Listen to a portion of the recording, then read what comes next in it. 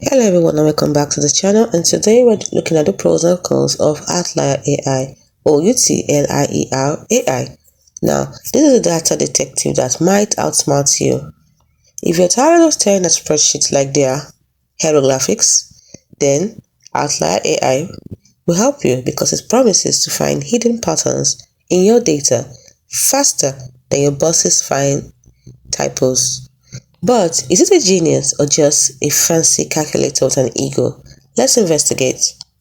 Now, the first pro is that it helps you find weird data like a bloodhound. So for example, why does Jeff expend so many tacos? But the disadvantage of the con is that sometimes outliers are just your CEO's bonuses. Secondly, it helps automate math so you can nap. Isn't that cool? And the disadvantage is that it explains its logic,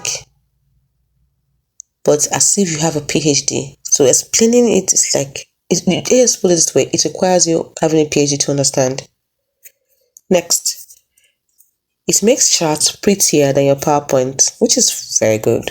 And the con to that is that insights may be modern art. What they call insights may be modern art.